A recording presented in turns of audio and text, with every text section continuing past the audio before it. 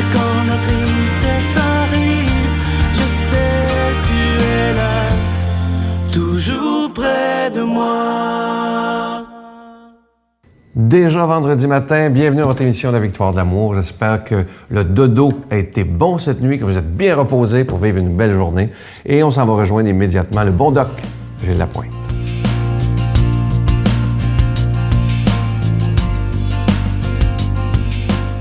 Bon vendredi, chers amis. On parle beaucoup d'optimisme, on parle beaucoup de pensée positive, mais est-ce qu'on réalise l'importance de la portée de ce phénomène-là? Laissez-moi vous démontrer quelque chose. Vous allez voir ce que je vais vous dire. Regardez ceci. Petite allumette. Juste ça. OK? Je l'allume. Juste avec cette petite allumette-là, je suis capable de faire ou d'incendier l'édifice dans lequel on enregistre. Je suis capable de faire sauter une bombe. Je suis capable de mettre le feu à une ville entière. Juste avec quoi? Une petite allumette. Vous allez dire, ouais, mais Doc, c'est quoi, là? Ça a quoi à faire avec la santé ou avec quoi que ce soit? Je vous explique.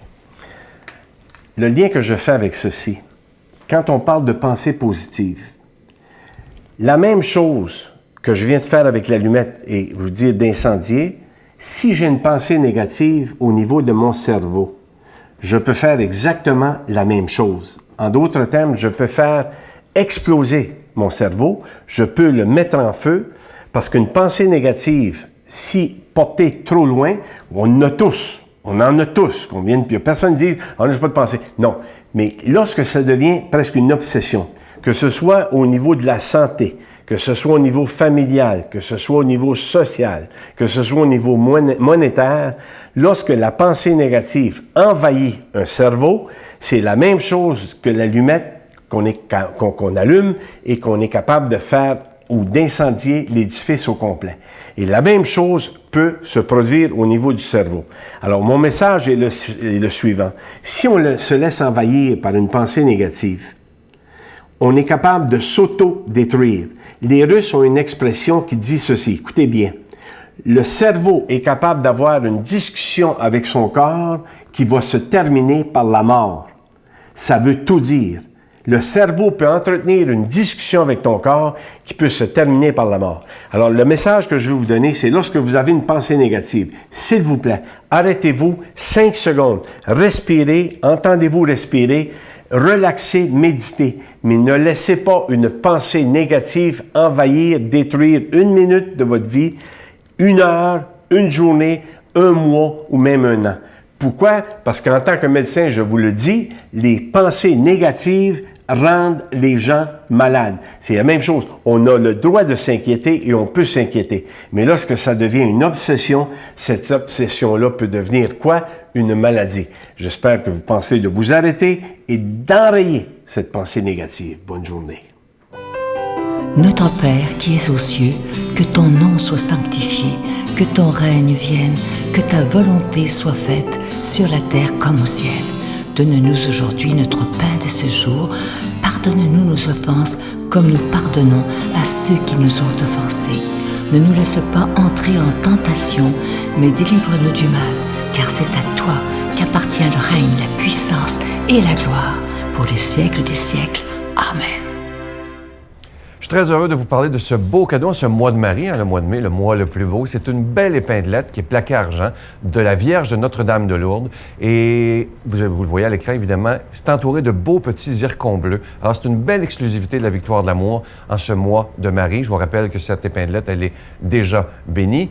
Et évidemment, c'est avec un don de 25 $. Si vous en voulez 2, c'est avec un don de 40 $. Je vous donne l'adresse. La Victoire de l'amour, casier postal 120, succursale Boucherville à Boucherville. Le J4B 5E6, je vous la redonne. La Victoire de l'amour, casier postal 120, succursale Boucherville à Boucherville. Le J4B 5E6. Également par téléphone, par carte de crédit du lundi au vendredi de 8h30 à 16h30 dans le 514-523-4433, 523-4433 ou sans frais, le 1-888-811-9291, 1-888-811-9291 et aussi sur notre site Internet, le www.lavictoiredelamour.org. ARG. Alors, je vous rappelle cette belle épinglette, une exclusivité de la Victoire de l'amour de la Vierge de Notre-Dame de Lourdes. Et vous voyez, l'épinglette, elle est plaquée argent et entourée de petits zircons bleus. Je vous rappelle également que mon CD « Laissons Dieu être Dieu » sera disponible, est encore disponible pour l'année. Et il y a peut-être des gens qui se demandent comment ça fait qu'ils parlent d'argent d'une émission religieuse. Je vous rappelle, ça fait déjà 20 ans que cette œuvre existe, une œuvre catholique, et on doit payer pour être à la télévision, que ce soit pour la production, la diffusion. Mais ce qui est beau, c'est que depuis 20 ans, on est là tous les jours, 7 jours par semaine, pour proclamer la parole de Dieu, qui pour moi et pour vous, je l'espère, est la priorité des priorités. Merci de votre générosité.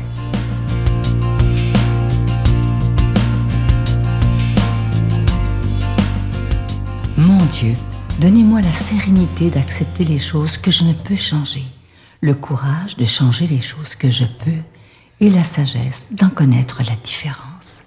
Amen. Aujourd'hui, c'est quelqu'un que j'apprécie beaucoup. J'aime l'appeler le prêtre de la tendresse. Il a été imaginé 38 ans aumônier de prison à la prison de Bordeaux, à Montréal. Alors, c'est quelqu'un qui en a vu des choses, mais il a un cœur de père, un cœur de tendresse extraordinaire, le Père Jean.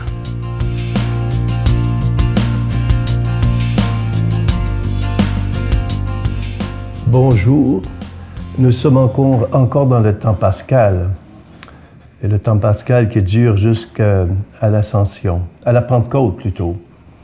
Et l'évangile d'aujourd'hui est magnifique. C'est une bonne nouvelle qui nous est donnée de Saint Jean.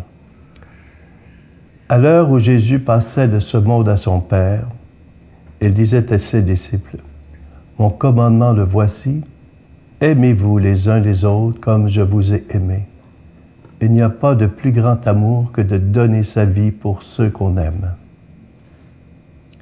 Vous êtes mes amis si vous faites ce que je vous commande.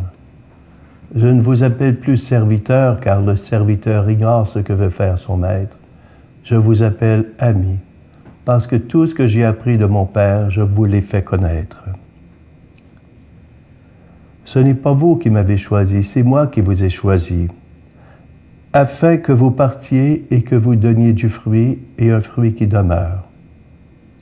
Alors tout ce que vous demanderez au Père en mon nom, il vous l'accordera. Ce que je vous commande, c'est de vous aimer les uns les autres. Acclamons la parole de Dieu. Nous avons vécu la Semaine Sainte, où Jésus a vécu son dernier repas avec ses disciples. J'arrive de voir une belle sœur qui va mourir. Et elle a fait ses commentaires, elle a donné ses dernières recommandations à ses enfants, ses petits-enfants. Et c'est exactement ce que Jésus a fait. Il a donné ses dernières recommandations à ses disciples et à nous qui sommes aussi ses disciples.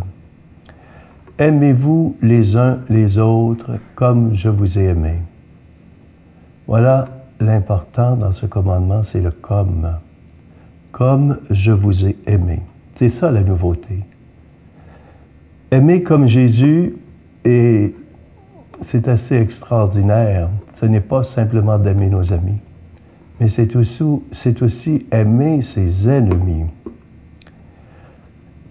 Jésus dira à un moment donné, « Vous avez appris qu'il a été dit œil pour œil, dent pour dent, bien moi je vous dis, aimez vos ennemis. » Faites du bien à ceux qui vous haïssent, bénissez ceux qui vous maudissent, priez pour ceux qui vous persécutent et qui disent du mal de vous. Aimer comme Jésus, c'est donner sa vie au quotidien. Il y a tant d'hommes et de femmes qui donnent leur vie au quotidien alors qu'ils pensent qu'ils ne vivent pas l'Évangile, mais non, à travers leur travail, le fait de s'occuper de la famille, de toutes ces bonnes actions qu'on pose, c'est ça, donner sa vie au quotidien.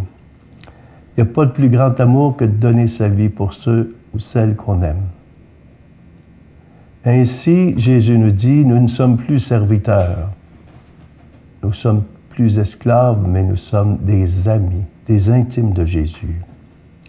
Je ne vous appelle plus serviteurs, nous dit Jésus, mais je vous appelle amis parce que tout ce que j'ai appris de mon Père, je vous l'ai fait connaître. Et puis, il nous dit aussi plusieurs fois, « Demeurez en moi et moi en vous ». On devient des intimes de Jésus, dans l'amour de nos frères, de nos sœurs et même de nos ennemis, ce qui n'est pas facile. Jésus nous a choisis pour qu'on porte du fruit. et un bon fruit.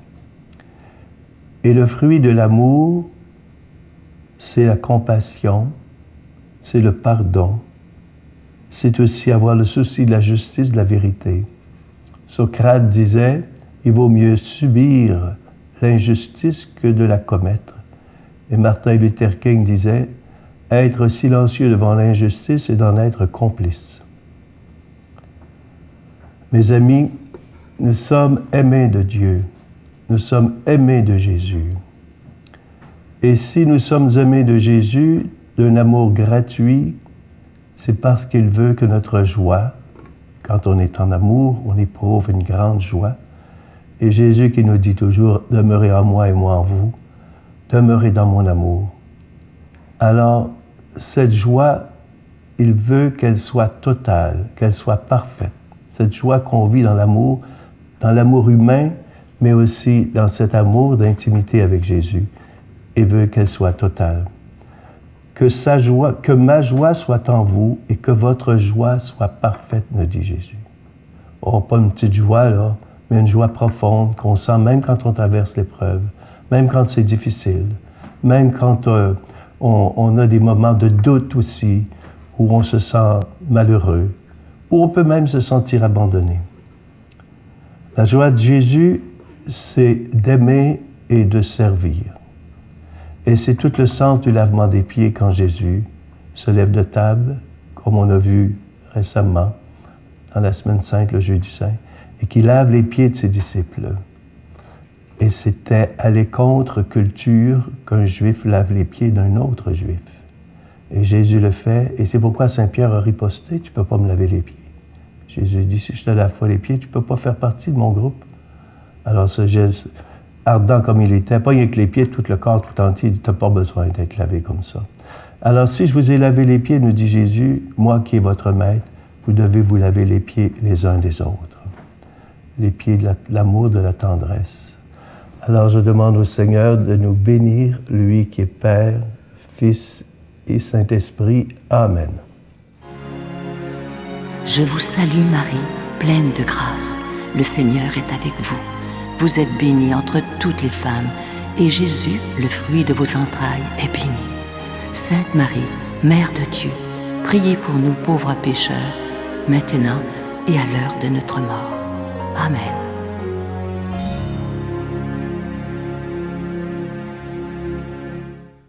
Venez célébrer avec nous le 20e anniversaire de la Victoire de l'amour en compagnie de Monseigneur Christian Lépine, archevêque de Montréal, l'abbé Robert Lemire, l'abbé Robert Jolicoeur, Dolly Dimitro, Jean-Marc Chaput, Sœur Angèle et Sylvain Charon. Et en chanson, Miguel Padilla, Alexandre Belair, William Coallier, Robert Lebel, Giorgia Fomenti, David Thibault. Et un mini-spectacle de l'unique Michel Louvain, le samedi 16 mai 2015 à 13h à l'Arena Maurice Richard de Montréal, Métro Vio. Coût du billet 25 $, taxes incluses. Réservez rapidement au 514-523-4433 ou sans frais au 1-888-811-9291. Un grand rassemblement d'amour et de foi inoubliable. Je vous laisse avec une pensée que j'aime tellement ce matin. Prenez bien le temps de l'écouter parce qu'elle est belle, vraiment belle. Si quelqu'un t'insulte ou te manque de respect, dis-lui. Si ce que tu dis à mon sujet est vrai, je demande pardon à Dieu. Mais si ce que tu dis est faux, alors je prie Dieu de te pardonner. Je vous souhaite une belle journée aujourd'hui. N'oubliez pas de réserver vos billets pour le 20e anniversaire. Là, c'est vrai que ça s'en vient. C'est dans une semaine et un jour. La semaine prochaine, nous autres, on va être déjà toute la journée le vendredi en répétition pour vous préparer une belle journée du 20e anniversaire. Ça s'appelle 20 ans d'amour. Bye bye, à demain. Ève, c'est le seul enfant que j'ai. Puis je suis tellement fière d'elle. Sauf qu'à un moment donné, quand toi, tu dépéris, ton enfant te voit tomber. C'est elle qui venait ouvrir les rideaux le matin quand j'étais en dépression profonde. Ah oui. Elle disait, là, maman, tu te lèves. Là, faut que tu vois le beau soleil, puis là, tu sais, toi, t'as juste le goût de dormir. Tu veux même plus voir le soleil, là.